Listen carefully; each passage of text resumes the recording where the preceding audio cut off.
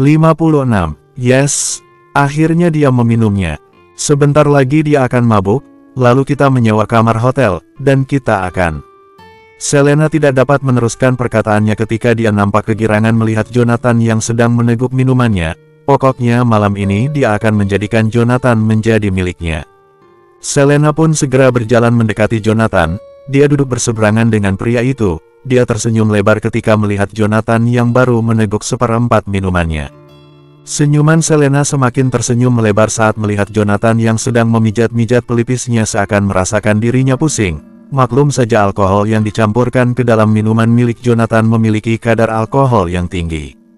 Bagaimana kalau kita bersulang untuk membuat kita bisa lebih dekat lagi, Selena?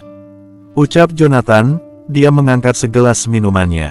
Selena pun tersenyum. Tentu saja, aku sangat ingin mengenal lebih jauh tentangmu, Raphael Wilson.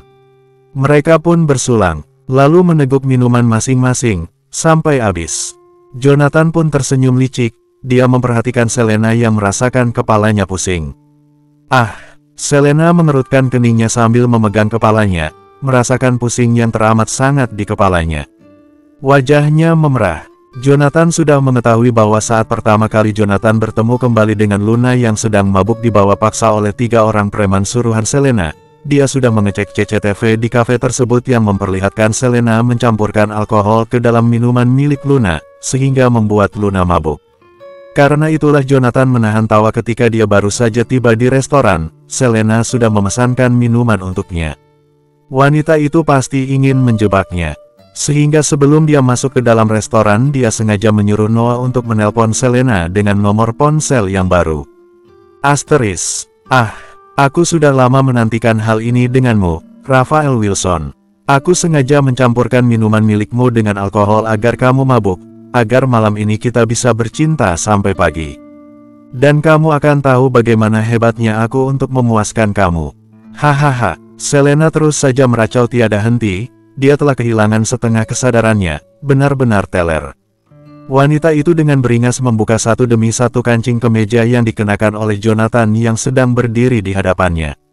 Malam ini mereka berdua sedang berada di kamar hotel. Jonathan menahan tangan Selena yang sudah berhasil melepaskan 3 kancing kemeja yang dia kenakan. Jangan terburu-buru, bukankah kamu ingin lebih dekat mengenali aku? Selena pun merengek, padahal aku sudah tidak sabar ingin segera berada di bawah kungkunganmu. Jonathan membawa Selena duduk di pinggir ranjang, mereka duduk berdua di sana.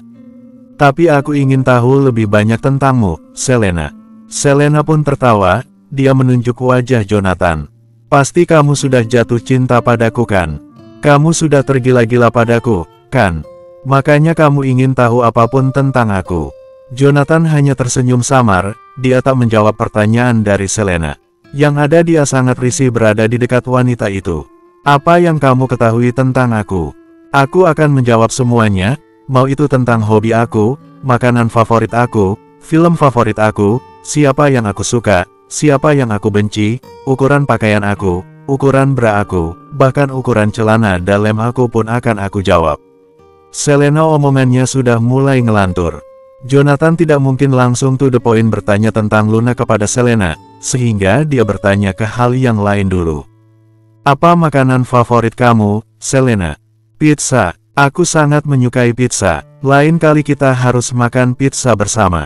Selena berkata sambil merangkul lengan Jonathan. Dia gelendotan dengan manja pada lengannya Jonathan. Lalu siapa orang yang kamu suka? Padahal Jonathan sama sekali tidak ingin mengetahuinya. Kamulah Raphael Wilson. Aku jatuh cinta padamu. Setiap malam kamu selalu muncul di dalam mimpiku, dan aku selalu memikirkan kamu. Jonathan tersenyum getir, anggap saja itu karma untuk sang kakak ipar yang dulu selalu menghinanya jika bertemu dengan dirinya yang versi dahulu. Kata sanjungan yang dikatakan oleh Selena sama sekali tidak membuat hatinya tersentuh. Lalu siapa orang yang sangat kamu benci, Selena? Kini Jonathan mulai bertanya menyangkut informasi yang ingin dia dapatkan dari Selena. Tentu saja Luna, aku sangat membencinya. Bersambung 57. Jonathan pura-pura terkejut mendengar jawaban yang diucapkan oleh Selena. Luna, bukankah dia itu adikmu? Mengapa bisa kamu membencinya? Sebenarnya aku sangat tidak sudi memiliki adik tiri seperti dia. Dia sangat menyebalkan sekali, membuatku muak. Selena menjawab pertanyaan dari Jonathan dengan melantur, tapi memang orang mabuk pasti akan berkata yang sebenarnya, sehingga dia berbicara panjang lebar mengenai apapun tentang Luna. Dia adalah wanita yang sombong, angkuh, dan arogan. Menghalalkan segala cara agar menjadi CEO di perusahaan YBS, sampai dia rela menikah dengan seorang pria jelek, miskin, dan gendut. Namanya Jonathan. Aku sangat jijik setiap bertemu dengan adik iparku itu, membuat perutku selalu mual. Tapi Luna demi ambisinya, dia mau saja hidup bersama dengan pria menjijikkan itu.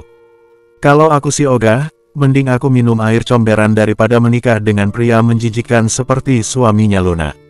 Selena berkata panjang lebar, walaupun dia dalam keadaan setengah sadar, tapi dia masih mampu untuk berkata sepanjang itu. Bahkan dia sambil bergidik merasakan jijik ketika menceritakan tentang Jonathan. Jonathan mengepalkan tangannya ketika mendengar Selena menghina sosok dirinya yang versi dahulu, tapi belum saatnya dia memperlihatkan siapa dia sesungguhnya di hadapan Selena. Jadi sebenarnya Luna sudah memiliki suami. Bukannya Arga itu calon suami Luna? Jonathan bertanya kembali kepada Selena. Dia harus mengorbankan lengannya untuk dijadikan tempat Selena gelendotan dengan manja dan pahanya yang terus diusap-usap oleh wanita itu. Si pria buruk rupa itu sudah mati karena kecelakaan 5 tahun yang lalu. Baguslah dia mati, setidaknya mataku sudah tidak merasakan sakit lagi jika sering bertemu dengannya. Selena berkata sambil tertawa kecil. Andai saja dia tahu bahwa pria yang sedang dia hina itu adalah pria yang sedang bersamanya. Tepatnya seorang pria yang sudah membuat dirinya tergila-gila. Apakah dia akan mati berdiri jika mengetahui bahwa Raphael Wilson adalah Jonathan, adik iparnya yang sering dia hina? Lalu bagaimana dengan hubungan antara Luna dengan Arga? Sejak kapan mereka berkencan? Apa mereka berkencan sebelum Jonathan mati atau sesudah Jonathan mati? Selena memanyunkan bibirnya, mengapa kita harus membahas itu? Mending kita membahas tentang kita berdua aja. Aku ingin sekali memulainya sekarang. Selena tubuhnya sudah mulai merasakan kepanasan, dia segera melepaskan kemeja yang dia kenakan. Tapi Jonathan menahan tangan Selena yang hampir saja membuka branya. Jawab dulu pertanyaan dariku. Aku tidak bisa bermain kalau di dalam pikiranku masih dipenuhi tanda tanya. Jonathan mencoba untuk merayu Selena agar bersedia menjawab pertanyaan darinya. Selena merasa kesal mendengarnya. Dia terpaksa harus menjawab kembali pertanyaan dari Jonathan. Sepertinya kamu masih tertarik kepada Luna. Luna adalah seorang wanita yang tidak pantas untuk dicintai oleh siapapun. Dia hanya mencintai dirinya sendiri dan YBS. Bahkan Arga yang dari dulu selalu mengejar-ngejarnya, Luna tidak pernah meresponnya. Jonathan mengerutkan keningnya, dia masih belum paham dengan penjelasan dari Selena. Bukankah mereka berkencan? Makanya mereka berencana untuk menikah. Selena tertawa kecil, hahaha. Itu karena dia amnesia. Coba saja kalau Luna masih waras dan tidak amnesia, dia pasti akan menolak si Arga mentah-mentah. Jonathan tercengang mendengar jawaban dari Selena, sampai dia tercekat, segera berdiri menatap tajam kepada Selena. Tangannya nampak gemetaran, dia seakan tersambar petir di siang hari. Amnesia. Jadi Luna amnesia. Bersambung. 58. Apa kamu gila? Bagaimana mungkin Raphael Wilson seorang mafia? Tuan Abian tidak bisa menerima dengan apa yang telah disampaikan oleh Arga kepadanya ketika Arga mengatakan bahwa Raphael Wilson bukanlah sembarangan orang, pria itu adalah seorang mafia yang berbahaya. Malam ini Arga sengaja datang menemui Tuan Abian di mansionnya. Dia tidak bisa menerima kenyataan jikalau pria tua itu membatalkan perjodohannya dengan Luna. Arga tidak ingin perjuangannya selama 5 tahun ini harus sia-sia. Seandainya Luna tidak menghilang, dia pasti sudah menikah dengan wanita yang sangat dicintainya itu. Kenyataannya memang begitu, Om. Perusahaan aku sudah dihancurkan olehnya. Bahkan semua bisnis yang aku jalani dimatikan oleh dia. Arga harus membuat Tuan Abian percaya kepadanya. Tuan Abian hanya diam, dia tidak tahu harus berkata apa saat ini. Mungkin karena dia masih belum bisa mempercayai perkataan Arga. Jika seandainya uangku tidak dicuri oleh anak buahnya, mungkin aku sudah membantu perusahaan Om. Raphael Wilson adalah seorang pria yang sangat licik, dia adalah ketua klan Lucifer. Apa Om tahu kekejaman klan itu? Arga berkata sambil memperlihatkan foto-foto yang ada di laptopnya kepada Tuan Abian. Tuan Abian tercengang ketika melihat foto-foto bangunan yang telah hancur di beberapa kota di luar negeri. Kejadian itu tidak akan masuk ke media internasional, karena Tuan Stephen sudah menguasai media internasional. Klan Lucifer mampu untuk menghancurkan perusahaan besar dan klan mafia lain yang jelas lebih kuat. Apalagi perusahaan dan bisnis kita. Buktinya dia sudah menghancurkan semua bisnis aku, Om. Bahkan anak buah aku sudah banyak yang mati dibantai olehnya. Tuan Abian nampak kebingungan, dia tidak tahu siapa yang harus dia percaya. Tapi memang kedatangan Raphael Wilson sangat terkesan misterius. Aku menjadi curiga, sepertinya orang yang mengirim potongan kepala Dr. Nino ke mansion Om adalah Raphael, dan kemungkinan dia juga yang sudah menculik Luna. Arga menjelaskan kecurigaannya terhadap Raphael Wilson. Tapi untuk apa dia melakukan itu semua? Tuan Abian masih berharap kecurigaan Arga salah. Apa Om tidak ingat dengan tulisan dari bingkisan ketika orang misterius itu mengirim potongan kepala Dr. Nino? Orang itu memanggil Om dengan sebutan mertua. Lagi-lagi Tuan Abian dibuat tercengang. Tangan Tuan Abian bergetar, sampai keringat dingin membahasi pelipisnya. Jika kecurigaan Arga benar bahwa Raphael Wilson adalah seorang mafia yang telah mengirimkan potongan kepala Dr. Nino kepadanya, dan dia adalah orang yang telah menculik Luna. Lantas siapa sebenarnya Raphael Wilson? Mengapa pria itu memanggilnya mertua? Tuan Abian tercekat, dia membulatkan kedua bola matanya. Selama ini dia hanya memiliki satu orang menantu, yaitu Jonathan. Apakah mungkin Raphael Wilson adalah Jonathan? Apa mungkin Raphael Wilson adalah Jonathan?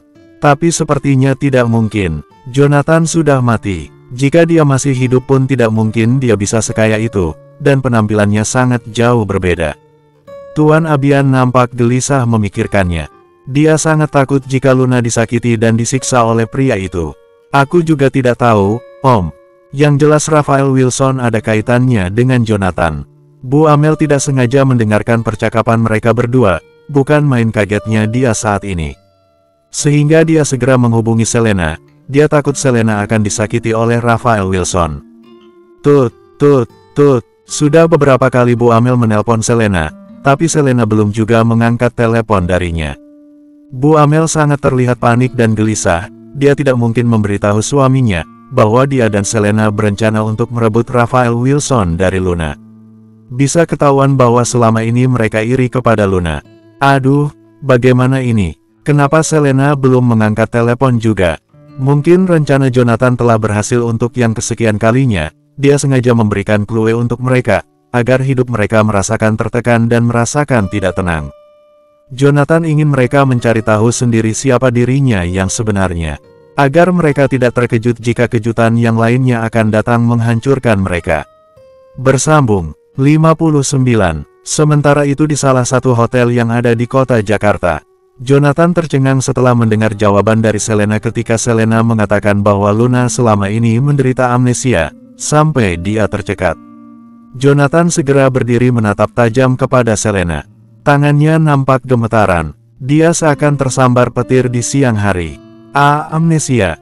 Jadi Luna amnesia. Rasa ngantuk sudah mulai mendera, sehingga Selena tidak langsung menjawab pertanyaan dari Jonathan. Wanita itu merebahkan tubuhnya di atas ranjang. Dia menarik tangan Jonathan. Ayolah kita mulai, Raphael. Aku ingin bercinta denganmu. Wanita itu merengek ingin segera disentuh oleh Jonathan sambil menarik-narik tangannya. Jonathan segera melepaskan tangan Selena dengan kasar. Cepat katakan padaku. Apa lagi yang kamu ketahui tentang Luna, Selena? Namun, suasana tiba-tiba menjadi hening.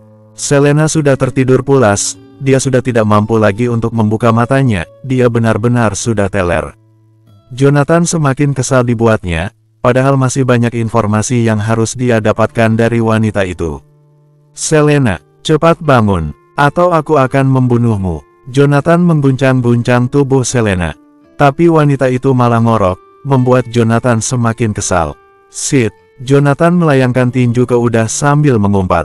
Apakah dia tidak salah dengar? Apakah benar bahwa selama ini Luna amnesia? Rasanya dia tidak percaya, Luna terlihat sangat baik-baik saja selama tinggal bersamanya.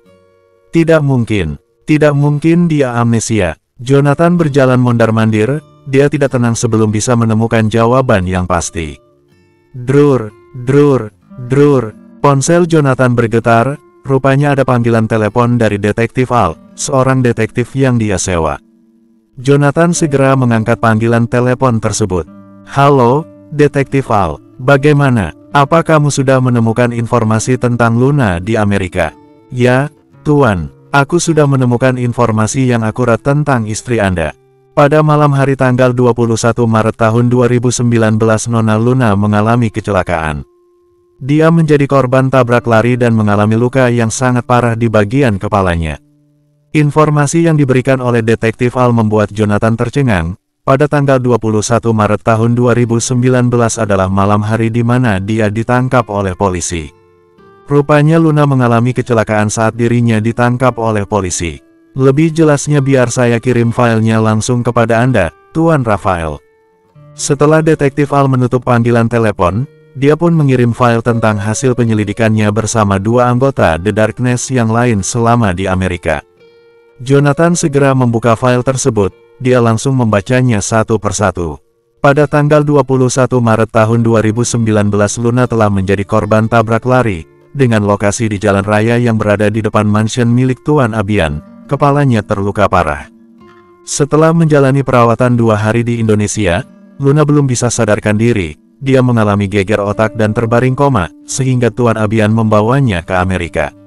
Selama menjalani perawatan di Amerika, Luna terbaring koma selama 6 bulan. Setelah dia sadarkan diri, ternyata dia menderita amnesia. Dia sama sekali tidak bisa mengingat semua masa lalunya. Badan Jonathan membeku, matanya berkaca-kaca. Kenyataan ini membuatnya seakan-akan telah mendapatkan sebuah tamparan yang sangat keras. Tangannya gemetaran, hatinya sangat merasakan sakit. Apakah itu artinya selama ini Luna tidak pernah berniat untuk mengingkari janjinya? Lalu bagaimana foto kemesraan Luna dan Arga yang diberikan oleh Matteo kepadanya? Matteo memberikan foto itu setelah 2 bulan Jonathan dinyatakan telah mati karena kecelakaan. Tidak mungkin orang yang sedang terbaring koma bisa bermesraan dengan pria lain. Luna, RGGH, Luna, sungguh hati Jonathan sangat merasakan sakit. Merasakan gumpalan sesak yang menerjang dadanya. Dulu dia telah kehilangan adiknya yang mati karena dibunuh. Dan sekarang dia sangat merasakan dirinya hancur karena sudah menyakiti seseorang yang tidak pernah melakukan kesalahan kepadanya, terlebih dia sangat mencintai wanita itu. Jonathan segera meraih kunci mobilnya di atas meja, dia harus segera bertemu dengan Luna. Jonathan segera meraih kunci mobilnya di atas meja, dia harus segera bertemu dengan Luna. Dia tidak tahu bagaimana caranya untuk bisa menebus kesalahan yang sudah dia lakukan kepada Luna. Dia telah menorehkan luka yang sangat dalam untuk wanita itu. Bersambung, 60, BRRMMM, BRRMMM, BRRMMM. Jonathan melajukan mobilnya yang membelah jalanan ibu kota dengan terburu-buru. Pria itu memacu mobilnya dengan kecepatan tinggi. Malam ini perasaannya bercampur aduk. Rasa resah, gelisah, sedih bercampur menjadi satu. Bahkan dia sangat marah dan membenci dirinya sendiri jika mengingat apa saja yang sudah dia lakukan kepada Luna, di saat dia ingin memperlihatkan sisi jahatnya di hadapan istrinya itu. Pasti Luna sangat membencinya, dia telah menculik Luna, menjadikannya pembantu, menjadikannya pemuas nafsu, dan Jonathan telah melontarkan kata-kata yang sangat menyakitkan untuk Luna. Sambil menyetir mobil, Jonathan menekan earpiece yang sudah terpasang di telinganya, dia ingin menghubungi Noah. Halo, Tuan. Terdengar suara Noah ketika pria itu mengangkat telepon dari sang tuan muda. Noah, tolong kirimkan 3 orang preman ke kamar Hotel Francisco nomor 012. Bayar mereka masing-masing 1 miliar. Noah sebagai seorang sang kaki tangan, dia hanya bisa mengangguk patuh tanpa banyak bertanya jika Jonathan memberikan perintah kepadanya. Baik, Tuan, akan saya lakukan. Dan suruh The Darkness untuk mencari tahu siapa orang yang sudah menabrak Luna 5 tahun yang lalu. Baik, Tuan. Klik. Jonathan pun memutuskan percakapan mereka. Jonathan tidak akan pernah memaafkan siapapun orang yang sudah membuat Luna harus menderita amnesia seperti sekarang ini. Dan dia ingin memberikan pelajaran kepada Selena yang telah membuat Luna mabuk dan menyuruh 3 orang pria untuk memperkosa Luna.